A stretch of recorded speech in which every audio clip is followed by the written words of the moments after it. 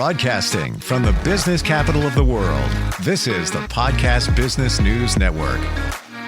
And welcome back, everybody. I've said this before. We all have a story. Every moment of our lives, I do believe there's a story going on there or a continuation of a story. Her job is to help you tell your stories in many different ways. She's a storytelling coach. She's a screenwriter. And those stories, when you start thinking about it, can trickle right down to your resume. That tells a story too. She helps people with that as well. Today, we're going to focus on the story that can be found or told from your dreams. We all dream. Do we remember them? Sometimes not. But a lot of times there's a story and there's maybe confirmation closure in our dreams. Let's talk with her today. Michelle Cutler joins us on the program. How you doing today? I'm very well. Glad to be back with you. Good to have you back here. And I've learned so much about stories, crafting stories, putting them together, the approach, all of that. Dreams, this is an interesting one. There is answers coming in our dreams if we see the answer. Do you believe that? I believe you can. I don't know if it's as magical as going to sleep and hoping, you'll find out what you need to know. I used to go to sleep, for example, with the textbook, the biology textbook under my pillow, and hope that through my dreams I would know the answers to the test on the next day. And of course, that didn't work. But but I do think over time, if you begin to be open to your dreams, they can tell you many, many things that you're not. It's the subconscious having room to play. So in the daytime, we're working so much with critical thinking, analytical thinking, survival, strategy, pondering questions of existence perhaps. But in our dreams, when we're sleeping, we just can't control it so much, and that can be scary. It can also be really satisfying and inspiring, especially from a creative aspect. It's been said by spiritual people and those in the metaphysical world that you should ask for answers before you go to sleep because it's a quieter time. And however the answers are going to come to you, whether it's in your dreams, whether spirit guides are going to infuse your dreams with the answer, whether it's just going to come to you. And to your point, you don't always get the answer. I had a dream the other night, and it's rare that I remember them. And can I share it with you for just a sec? Yes, absolutely. I would love to hear it. So just working on some medical stuff, nothing major, but my friend from years ago, he passed in 2010, and he dealt with some stuff. And at 3:00 in the morning, I woke up and he was in my dream. And I woke up just when he was about to give an answer. I'm not even kidding. And I tried to, get back to that point. I did not, but I found it interesting that he showed up in a dream, and it was so vivid. The stories that you could craft along with that. Do you find that you dream and then forget your dreams? Yeah, actually, it's funny. I was thinking about this, sort of leading up to our discussion. I've been a bit empty of dream space in the past few years. I think I've not been actually sleeping my deepest sleep, to allow it to come. I think my mind has been plagued with the day so much that I'm already preparing for the next day. And sandwiched in between that is perhaps, 15 or 20 minutes within REM sleep, but perhaps 15 or 20 minutes where my subconscious mind and my dream mind comes over. And as I was preparing to speak to you about this, I reminded myself of a year that I spent in my 20s where I only wrote my dreams. I did not have a journal about anything else other than what I dreamt the night before. I would write in it the first thing in the morning. And it's packed. It's full of really strange things, themes, recurring characters, all sorts of things that I could probably spend a long time analyzing, but don't. And I thought, oh, maybe I should get a dream journal again. Maybe I should start that practice where I have a book that its only purpose is to write what I dreamt of, even if it's I have 3 words, even if I can't remember more than a fleeting image that might encourage it. And then that night I started dreaming again a few days ago. I started dreaming again. So I definitely the invitation, I'm seeing the invitation has to be there. There's a period of time when I used to write a lot of commercials and film work for this director who was a very high concept director, and there were a lot of camera angles and special effects and huge landscapes. And my dreams would have camera angles in them. My dreams would have rigs, where it's almost like a movie. Wow. So definitely, yeah. But I mean, that was a great time. But clearly, what I was working on during the day was feeding into my dream world. So yeah, I think taking the time to write them down before you've cluttered your mind with any other thoughts for the day is a good practice. And it may just start encouraging that, because it's almost like your escape. It's your moment to escape your own entertainment, Neverland, basically. Interesting. I'm actually jealous that you've had those kind of dreams with different camera angles and like super cool.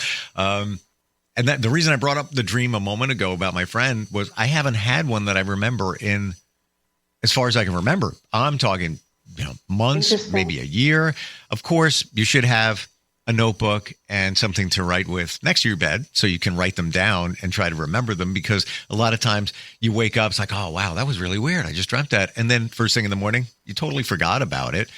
Yeah. And that's not to say that before I go to bed, I don't, you call it pray. I vibe, people in my life, I'll just be thinking, meditating, whatever. So one might think that would show up in my dreams. It doesn't. I don't see it. Do you think that the dreams are always trying to tell you something? There's something that we get from them. It's just not a random dream showing up. No, yeah, I don't. Yeah, definitely not. You could take one dream and probably spend years trying to unwrap it and to understand it. And of course, as our lives change, as we develop, as our circumstances change, outside factors beyond our control, factors that happen, you're talking about something with health issues. Mm-hmm. I mean, things come up and they bring your subconscious fears, desires, a little closer to the front, a little closer to the surface. I would add, wanted to add that, we're at a time now where it's not cheating if you voice record. So like if you wake up in the morning and it's easier to just grab your phone and open some app or a voice recorder that you can just, brainstorm your dream into, that can also help, because sometimes the actual handwriting or typing sort of forces you to formalize things before they're ready, because you're trying to put a period or a comma. Like if you're just voice recording, you can just free flow. And again, whatever it takes to really invite that power of dreaming, which we all have, and whether or not, sometimes we don't understand what it means until well later.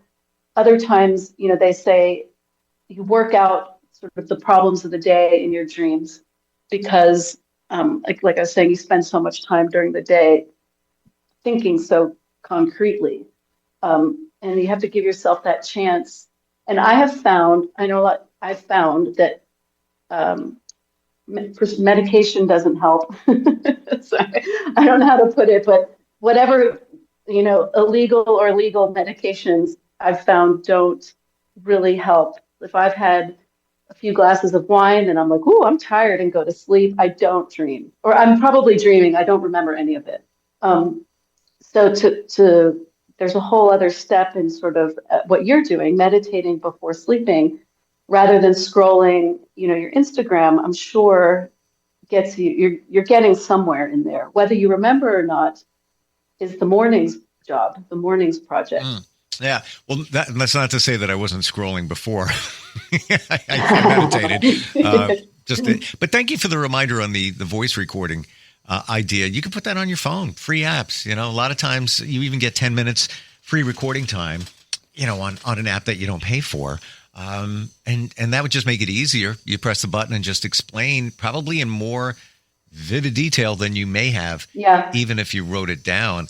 But it's also been said, too, that we dream for many, many different reasons. Processing emotions, something may have happened recently or in the past. Playing out something, like let's say you have something to attend. What's that going to feel like? Where am I going to be? How is my situation when I get to an event? Let's say you have a meeting at work and you dream about it. It feels like your subconscious is putting you there, so you're more comfortable with it. And just maybe playing things back in your mind.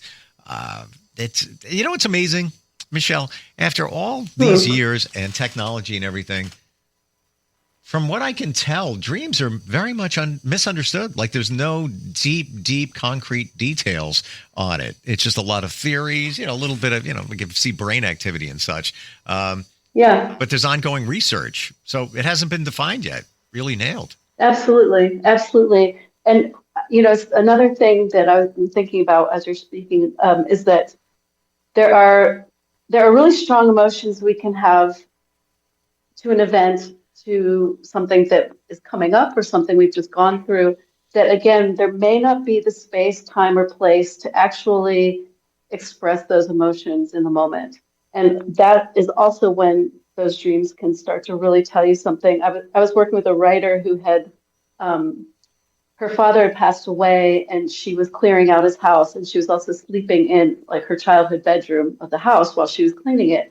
And she was having almost what she was like describing as like sort of psychedelic dreams triggered by the objects. Like as she was clearing and cleaning things, and she was understanding, I guess, her father's state of mind more because she was going through his things up until he passed from her childhood home.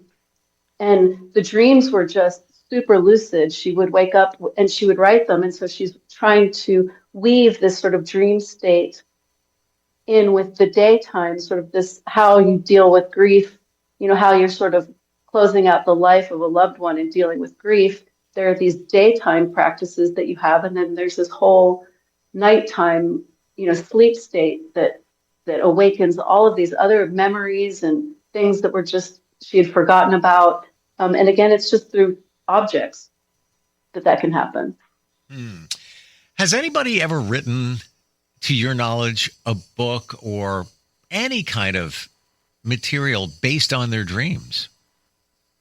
Yeah, definitely. I mean, I can't give you a list, but most definitely, yeah. I mean, Alice through the Alice in Wonderland, Alice through the Looking Glass.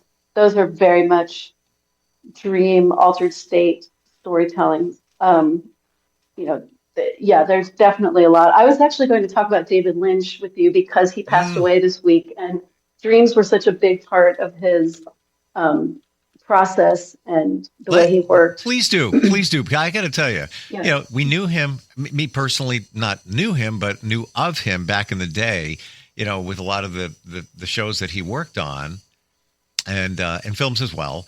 And kind of lost touch of him in my mind. But then I started researching him after he passed away. Fascinating. That's the only word I can come up with. Fascinating gentleman. What's interesting, how when someone, an artist or, someone famous like that passes away, they tend, let's say when David Bowie passed away, we heard his music, or Prince. So David Lynch wrote this book called Catching the Big Fish.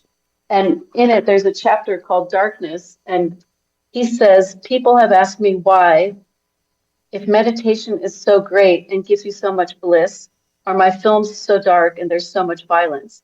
There are many, many dark things flowing around in this world now, and most films reflect the world in which we live. They're stories. stories are always going to have conflict. They're going to have highs and lows and good and bad. And I would swap out the word films as dreams. So because there are many dark things flowing around this world, most dreams reflect the world in which we live. They're stories. Dreams are stories. So, and he used transcendental meditation in dreams. And if you watch his films, I mean, you see these huge dream sequences. I mean, the majority of the structure is almost like a dream. Hmm. So, I think, again, sometimes maybe there's a fear to go into the dream state because of what we might discover, especially if we're going through traumatic times. If what's happening in the world is terrifying, if there are Yep. fires. I mean, there's so many things that could make you not want to enter the dream state because of it reflects the world. Um, and I know that there are techniques where you can kind of control that as well. Focusing, as you were talking about meditation or mantra, focusing on something that takes you away from that darkness or that scary place, but it doesn't mean you might not encounter it in your dreams. My dreams tend to be apocalyptic. I'm trying to save my dog. I don't have shoes. I mean, there are lots of, I mean, in the past few years, I don't think I've had like a pleasant dream in the past, I don't know, 5 or 6 years. But I do know it tells me a lot about my state of mind. And I know that there's a lot that I can learn from the dream. And again, this can help people. It's also a very good way to heal from a lot of things if guided. So many things I want to dig into of what you just said. First off, we talking about David Lynch. So I started digging in, learning a little bit more about him and his life and everything. And then somehow I started listening to the music of Donovan. I don't know if you remember Donovan. Yeah. From the 70s, early 70s, and 60s. Very picturesque music. And then I learned, and this is just by coincidence or not, I don't think there are any, David Lynch directed some videos way back in the day for Donovan. So I'm not even surprised, right? Did not know that. Yeah. And if you start looking at, and I'm only sharing this for what you do, looking at the lyrics for Donovan's music, it's kind of like trippy, interesting, poetic. I highly suggest it if anybody wants like just a different view of things and listen to some of his songs. Yeah, all right. So he was from the hippie time, but very interesting lyrics. Well, the dream can really help. Sometimes that can be the thread, like this writer I was talking about. It can be a thread in a larger story. A dream can be a trigger for a direction that your story wants to go. I mean, if we really were to go so far, we could go into the hero's journey. We could go into, Freud and Jung, and they're all, the art of motorcycle maintenance. All of there have always been periods of time where dreams are really driving creative output, songs, poetry, art. Like if you look at some art, you think, how on earth could they have seen that? It's so surreal. It's something, and much of it comes from that sort of dream state mind, and it's a very healthy way of processing our emotions, our observations, our memories, our experiences. And when we don't dream, sleeping issues, reasons that you can't actually go that deep in your sleep, we tend to get very deprived, not just of that mental power, but also in our sort of nourishment, like tend to lose weight, tend to, meaning like because you're not eating properly or drinking properly, that it just all sort of becomes this sort of snowball of, I would just say, deficiency within, the wellspring that we have within us. So the subconscious mind and the dream are extremely connected to our really whole state of being. Just what you said, we dream sometimes as housekeeping, just kind of clear up emotions. Yeah, It's almost absolutely. like back in the day on computers, if you had Windows, defrag, because things would be placed all in different spots in your mind. I think the dream is kind of defragging you in a way. I just pulled up the lyrics on a song that from Donovan, and if it's okay, I want to just read 3 lines. It wouldn't even take more than 8 seconds. Yeah. Where your love like heaven is the song. Highly suggest listening to it if you want a different view of music and a vibe. Color in sky, Prussian blue. Scarlet fleece changes hue. Crimson ball sinks from view. That's the opening lyrics of that song. Nice. Yeah. Yeah. So different. Nice. And I love that I love what you said that dreaming is like housekeeping. It is. I'm gonna go back to the recording to see what you said there because I'm gonna steal it from you. It really is, in a way, like it's your mind, putting things into Mental place. housekeeping. Yeah. Yeah. Sorry. Yeah. And thank you. And that's a great way to describe it. Have you ever, Michelle, been stuck in trying to create or write and then had a dream, and then you got an answer or you got some kind of creative inspiration from that dream? Yeah, I have. Well, a lot of what I wrote when I first started writing, especially like short films, and screenplays to make short films, was sort of that was word based on dreams. And actually, I think the first short film I made was a dream sort of sequence, that I did a lot of in-camera effects. This was back when we used actual film and film stock and double exposure. And I was very interested in Maya Deren, who you could look up. There are a lot of filmmakers who were exploring the dream state in their visual work. As I started to move into more like creative nonfiction, memoir writing, personal essay writing, of course, it is always interesting to explore that gray area where you're not exactly sure, did I dream that? Did it happen? That's an interesting point of exploration, but always with the responsibility of being honest that that's what you're doing.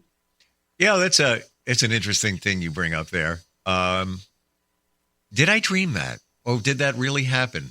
I think all of us at some point in our lives have actually said that to ourselves.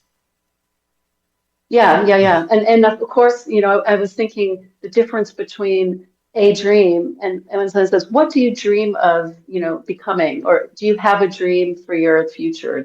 Those are like daytime dreams. Those are conscious thinking. I would love to I dream of being an astronaut, or I dream of being an artist, or I dream of being an athlete. It's not the same thing as like, I dreamt I was in space last night. I dreamt I was looking at Earth from another, from above. That's dreaming as an astronaut as opposed to dream of being an astronaut. Well, it's in a different context. We're just about out of time. I want to share this quote I just found from David Lynch. And this seems to be his inspiration. It says, I look at the world and I see absurdity all around me. People do strange things constantly to the point that, for the most part, we manage not to see it. That's why I love coffee shops and public places. I mean, they're all out there. So it's kind of funny in a way when you think of totally true. his life's work, where the inspiration came. He would just sit on a park bench and watch people. He would be in a Starbucks and just looking at people. And he's right and I don't, not in a negative way. I see this, but when he says, I see absurdity all around me, it's true. Like crazy things are happening. It's true. It's kind of funny. It is true. And if you really pay attention, it's sort of like some of the working examples you and I have explored in trying to figure out the stories of every day. Like when we talk about, you can find a story in every moment of your life. Yep. Just look around you. Absurdity helps, of course, but absurdity doesn't need to be, a dwarf speaking backwards in a dream sequence. I mean, that's absurd. That is absurdism. That's the term absurdism. But there can be absurdities. Like the person who just came to fix our power showed up on a moped. I'm like, where's your truck? Where's your stuff? I don't know. To me, I'm curious to see how it works out. Are you here to fix the power? Or are you delivering food? Or are you here to fix the power? What's going on here? Exactly. We live in funny times. Well, a lot of times we say absurd or absurdity is dysfunctional.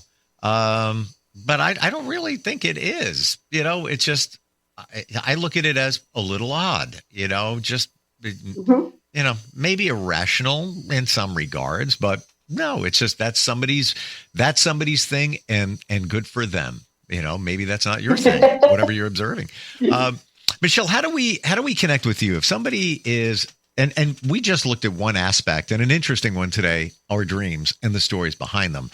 But you help people craft stories, proofread. That's another thing. Somebody may have a presentation that they're making, even as we said before, even their resume, where you can proof it, you can clean it up, you can better craft a story, all of that.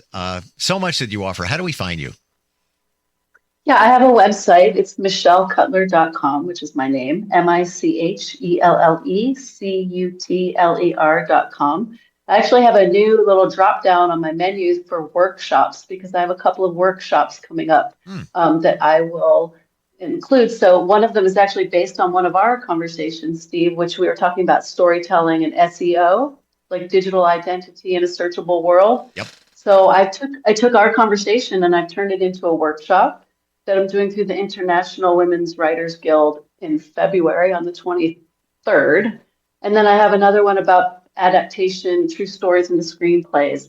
But both of those are on my website, michellecutler.com, under workshops. Fantastic. And when you take a look at all of this, it's so important with all the technology, with everything we've got going on in 2025, it still comes down to the same thing. Everything is about the words we use and choose. Even a post, TikTok, anything, it's all about words. We're still using words. We just have to pick the right ones and craft the story, and that's where you come in. Thank you so much for being here today. Hope you get your power back on. Me too. Yeah. My pleasure. And you know what? There'll be a story after that, I'm sure. Oh, yeah. Yep. All right. Be well. We'll talk soon, okay? Great. Bye-bye. Thank you. We'll be right back.